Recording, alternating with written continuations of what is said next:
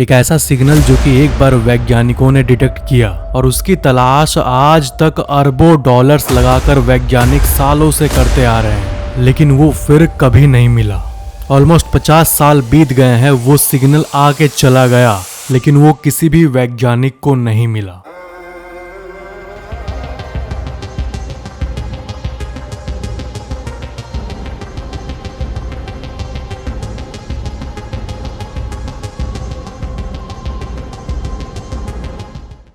क्या हम इस ब्रह्मांड में अकेले हैं? ये विश्व के सबसे हार्डेस्ट क्वेश्चन में से एक है। अगर हम अभी की बात करें, आज की बात करें, तो आज भी कोई नहीं जानता कि हमारा धरती अपने तरह का एक सिंगुलर प्लैनेट है या फिर इसके तरह कोई और भी प्लैनेट मौजूद है। हमारे यूनिवर्स को अगर आप जूम आउट करके देखोगे तो आपको इतने सारे अलग अलग प्लैनेट्स दिखेंगे कि आपको ऐसा लगेगा कि अगर हम मैथमेटिकल प्रोबेबिलिटी की भी बात करें तो कोई ना कोई ग्रह में कहीं ना कहीं एलियंस जरूर होंगे। डेट था 15 अगस्त 1977। जेरी एमन अपने किचन में बैठे हुए थे क्योंकि उन्हें एक सिग्नल मिला था और वो सिग्नल एक पेज में लिखा हुआ था। रैंडम नंबर्स और लेटर से बना एक सिग्नल, लेकिन ये सिग्नल कुछ अलग था। ये सिग्नल को कैप्चर किया था उस टाइम के सबसे पावरफुल टेलीस्कोप्स में से एक, जिसका नाम था बिग ईयर। और ये टेलीस्कोप उस समय के सारे टेलीस्कोप से अलग था और डीप स्पेस से आ रहे सारे रेडियो सिग्नल्स को ये कैप्चर कर सकता था। इस पेज का हर एक कॉलम एक अलग अलग फ्रीक्वेंसी को डिपिक्ट करता था, अलग अलग रेडियो सिग्नल्स को। जो लो नंबर्स थे 1 के सामने, उसका मतलब था वीक सिग्नल, और जो हाई नंबर्स था उसका मतलब था स्ट्रॉन्ग सिग्नल। और 1 से लेकर 9 तक और A से लेकर Z तक सारे लेटर्स, मतलब ओवरऑल ये कुछ बताता था। और वहां के वैज्ञानिकों ने ऐसे हजारों पेपर्स देख रखे थे, लेकिन 1977 के उस दिन जेरी का फोकस इस पार्ट पर गया, इस पेज के इस पार्ट पर। 6EQUJ5 ये एक अल्फा न्यूमेरिक स्ट्रिंग था और उन्होंने पेन से इसको गोल घेर दिया और साइड में लिख दिया वाओ, क्योंकि वो चौंक गए थे कि ये कैसे हो सकता है। इस सिग्नल के बहुत सारी बातें हैं जो कि इसको स्पेशल बनाती है। सबसे पहली बात, स्पेस से आ रहे किसी भी बैकग्राउंड नॉइज से ये करीब 30 गुना मजबूत था, 30 टाइम्स स्ट्रॉन्गर था। और ये सिग्नल एक तरह का सिग्नल था जिसको कि कहते हैं नैरो बैंड सिग्नल। सिग्नल्स बहुत तरीके के होते हैं। जो वाइड बैंड सिग्नल्स होते हैं वो नेचुरल चीजों से कभी कभी आते हैं, और स्पेस में जितने भी तारे मौजूद हैं जो कि रेज को एमिट करते हैं वो सब वाइड बैंड सिग्नल्स होते हैं, natural signals. Narrow band radio signals उन्हें कहा जाता है जो कि नेचुरल सोर्सेस से नहीं आ रहे होते हैं, बल्कि they are generated by technology, यानी किसी भी टेक्नोलॉजिकल डिवाइस जो कि मैन मेड है। अगर कोई सिंथेटिक रेडियो वेव है, यानी किसी डिवाइस से प्रोड्यूस किया गया, उसको कहते हैं नैरो बैंड सिग्नल। और ये सिग्नल नैरो बैंड सिग्नल ही था। जैसे ही जेरी एमन ने इसको देखा, उनके दिमाग में सबसे पहली बात यही आई कि ये घटना ह्यूमैनिटी की फर्स्ट कांटेक्ट विथ एलियंस हो सकती है। लेकिन उनको ये प्रूव करना था कि एक्चुअली में ये एक्स्ट्राऑर्डिनरी है, और प्रूव करना उनके लिए मुश्किल था। कोई भी वैज्ञानिक अगर रेडियो वेव्स को रीड करता है तो ये नॉर्मल जॉब से बहुत अलग जॉब होता है, और इनके लिए कुछ भी स्पेशल सिग्नल को प्रूव करना मुश्किल होता है। ऐसा इसलिए क्योंकि हमारे ब्रह्मांड में रेडियो वेव्स जो हैं वो एब्सोल्युटली एवरीवेयर है, हर जगह है। सारे तारे, सारे क्वाज़ार्स, सारे ब्लैक होल्स सब कॉन्स्टेंटली रेडियो वेव्स को एमिट करते हैं, और इसके साथ साथ और भी बहुत तरह के वेव्स को एमिट करते हैं। तो ये वाव सिग्नल स्पेशल है, इस पे पूरी दुनिया तभी यकीन करती। जेरी के पास ये चैलेंज था जब वो ये प्रूव कर देते हैं कि ये और किसी सोर्स से नहीं आ रही। ऐसे तो बहुत सारे कैलकुलेशंस इन्वॉल्व्ड है उसमें, लेकिन मैं आपको सिंपल भाषा में बता रहा हूँ कि अगर हमारे ब्रह्मांड से आया हुआ कोई भी सिग्नल का इंटेंसिटी 1 होता है, नेचुरल सिग्नल का इंटेंसिटी, तो वो 1, 2, 3 इसी रेंज में रहता है। लेकिन ये 30 तक का सिग्नल था, इसकी पावर 30 तक गई थी। इसका मतलब ये वाव सिग्नल बहुत ज्यादा स्ट्रॉन्ग था और इसके नेचुरल होने के चांसेस 1% से भी कम था। और दूसरी बात, ये quasars, black hole stars narrow band का सिग्नल रिलीज कर रहे हैं, ये आज तक विज्ञान ने पाया नहीं है। वो वाइड बैंड का सिग्नल रिलीज करते हैं। नैरो बैंड ये डिपिक्ट करता है कि कोई ना कोई ऐसी एंटिटी है जो बहुत दूर है और वो ये सिंथेटिक सिग्नल को प्रोड्यूस कर यूनिवर्स के दूसरे साइड को कांटेक्ट करना चाहते थे। और एक पॉइंट, और ये भी बहुत इंपॉर्टेंट पॉइंट है, कि अगर किसी क्वासार या फिर ब्लैक होल या फिर किसी तारे से सिग्नल आ रही है तो वो कॉन्स्टेंटली आते रहती है, क्योंकि तारा वो अपने जगह पर मौजूद है और उससे जो रेडियो वेव्स आती है उसको परमानेंटली हम स्क्रीन पर देख सकते हैं आते हुए रियल टाइम में, और वो millions of years, in fact billions of years से आते रहती है और कॉन्स्टेंटली उसका स्ट्रीम इधर होते रहता है। लेकिन वाव सिग्नल उस दिन आया और चला गया, और उसके बाद उसी सिग्नल को दूसरे वैज्ञानिक रिकैप्चर करने का ट्राई किए ताकि वो पता कर पाए कि ये किस तारे से आ रही है। मे बी ये कोई फेनोमेनन हो, एक साइंटिफिक फेनोमेनन हो जिसके बारे में हम ना जानते हो। ये बात वैज्ञानिकों ने सोचा, लेकिन वो मिस्टीरियस सिग्नल सिंपली गॉन था, गॉन, कभी भी वापस नहीं आया।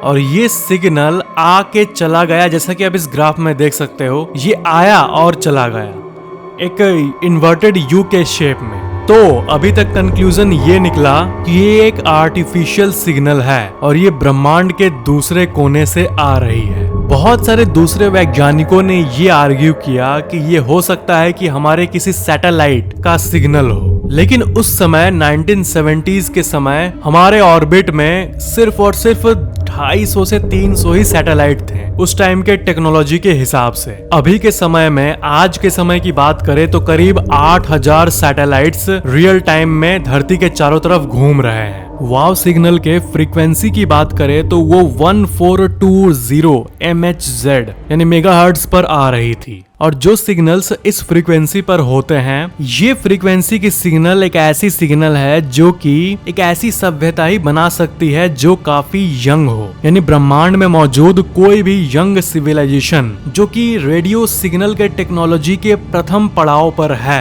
वही इस सिग्नल को क्रिएट कर सकती है। इस सिग्नल को हाइड्रोजन लाइन भी कहा जाता है, क्योंकि hydrogen atoms naturally radio waves इसी फ्रीक्वेंसी पर निकालते हैं। मतलब सिंपली स्पीकिंग, एक लाइन में समरी ये है कि कोई भी सभ्यता जब नई नई टेक्नोलॉजी बनाना शुरू करेगी तो यही फ्रीक्वेंसी है जो कि वो सबसे पहले इस्तेमाल करना शुरू करेगी, क्योंकि ये फ्रीक्वेंसी और हमारे नेचर का एक कनेक्शन है। 1420 मेगाहर्ट्ज ये single most important radio frequency है किसी भी यंग सिविलाइजेशन के लिए, जो कि कॉस्मोस में सिग्नल जस्ट एमिट करना शुरू ही किया है। किसी भी एलियन सिविलाइजेशन की भाषा क्या होगी ये कोई भी नहीं जानता है। तो टेक्नोलॉजी के दुनिया में जब भी कोई रेडियो सिग्नल्स की बात करता है और कोई भी एलियन सभ्यता है, तो उसमें जो सबसे वाइज मेंबर होगा वो ट्रांसमिट करेगा इसी फ्रीक्वेंसी पर, क्योंकि हाइड्रोजन जो कि हमारे ब्रह्मांड में अबंडेंस में अवेलेबल है, वो जब एमिट करता है रेडियो वेव्स तो उसकी फ्रीक्वेंसी यही होती है। तो इसीलिए इसी फ्रीक्वेंसी की रेडियो वेव्स हमें आई। हर वैज्ञानिक की एक फैंटेसी होती है कि हमें कुछ ऐसा मिले जो कि धरती पर कहीं ना मिला हो इतिहास में, और वाव सिग्नल कुछ ऐसी ही डिस्कवरी थी। तो हम अगर समराइज करें तो वाव सिग्नल एक ऐसी सिग्नल है जो कि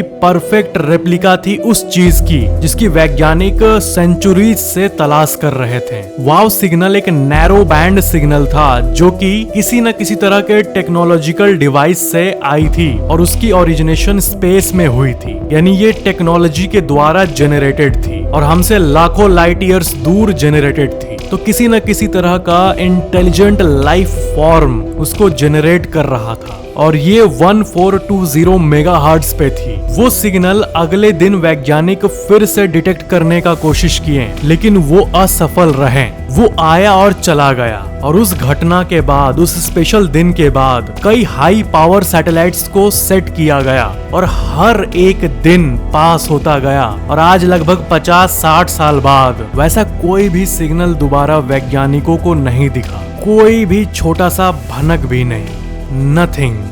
अगर वो दोबारा आता तो वैज्ञानिक उसको और अच्छे से रीड कर पाते और उसके सोर्स को कंफर्म कर पाते, लेकिन अनफॉर्चुनेटली 50 साल बाद भी ये नहीं हो पाया। इसके बारे में एनफ डेटा भी नहीं है हमारे पास। फिर साल 2017 से 20 तक कई वैज्ञानिक इस सिग्नल को रीरीड करने का ट्राई किए और बिग ईयर जो कि उस समय का सबसे स्ट्रॉन्ग टेलीस्कोप था, उसके कंपैरिजन में अभी हमारे पास जो टेलीस्कोप्स हैं वो बहुत ही ज्यादा स्ट्रॉन्ग हैं, उनसे करीब 1000 गुना ज्यादा स्ट्रॉन्ग टेलीस्कोप्स। लेकिन इतने स्ट्रॉन्ग टेलीस्कोप्स होने के बाद भी वैसा सिग्नल आज तक नहीं मिला। जब टेक्नोलॉजी नहीं थी तो वो प्रीसियस सिग्नल हमें मिला, अब टेक्नोलॉजी है तो वैसे सिग्नल को हम फिर से एक्सपेक्ट कर रहे हैं, लेकिन वैसा कोई भी सिग्नल नहीं मिला। एक कॉन्स्टलेशन है सैजिटेरियस। अभी के रिसेंट स्टडीज जो कि वाव सिग्नल पे किया गया, उसमें यही पता चला कि ये सिग्नल सैजिटेरियस से आया था। रिकॉर्डेड सिग्नल की जांच पे पता चला कि ये सैजिटेरियस नाम के कॉन्स्टलेशन के किसी तारे के, किसी प्लैनेट के, किसी एलियन ग्रुप ने इसको सेंड किया था।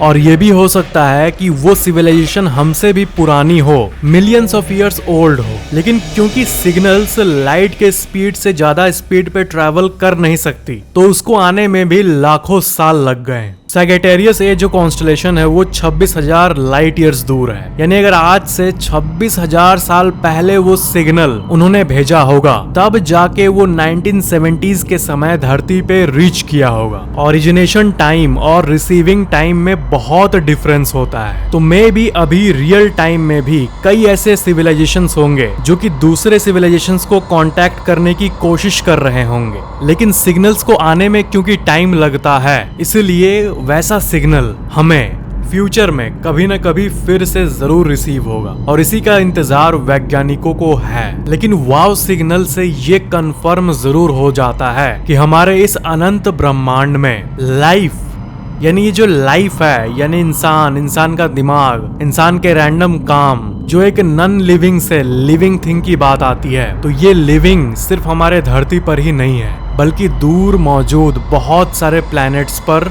मौजूद है। भले ही उनका शेप अलग होगा, हाथ पैर वगैरह सब अलग होंगे, लेकिन ग्रेविटी क्योंकि यूनिवर्स के हर जगह पर है, तो वो सतह पर रहते हैं, ये तो कंफर्म्ड है। और बॉडी का जो शेप होता है किसी भी लाइफ फॉर्म का, वो कहीं ना कहीं ग्रेविटी से भी इफेक्ट होता है। इंसान का 2 हाथ है, 2 पैर है, ये हमारे लिए तो नॉर्मल है क्योंकि हम बचपन से देखते आ रहे हैं, लेकिन अगर इसी को हम साइंटिफिक और टेक्निकल एंगल से देखें तो क्योंकि ग्रेविटी एग्जिस्ट करती है, इसलिए हमारे बॉडी का शेप ऐसा है। तो मे बी एलियंस के मल्टीपल हाथ होंगे, मल्टीपल पैर होंगे, या फिर बड़े चेहरे होंगे, लेकिन ह्यूमन जैसे दिखने वाले लाइफ फॉर्म्स हैं हमारे यूनिवर्स में। ये 99.999999999999% कंफर्म्ड है। भले ये जो 0.00001% है, ये मे भी हो सकता है, लेकिन प्रोबेबिलिटी, स्टैटिस्टिक्स और मैथमेटिक्स की माने तो हाँ, एलियंस मौजूद है। तो ये था एक डेडिकेटेड वीडियो वाव सिग्नल के बारे में। अगर आपको कोई भी टॉपिक पर इंफोटेनमेंट वीडियो चाहिए तो आप नीचे कमेंट कर सकते हो। वीडियो को लाइक जरूर करना, नीचे कमेंट करना और शेयर जरूर कर लेना। Thank you so much for watching this video. मिलते हैं अगले वीडियो में।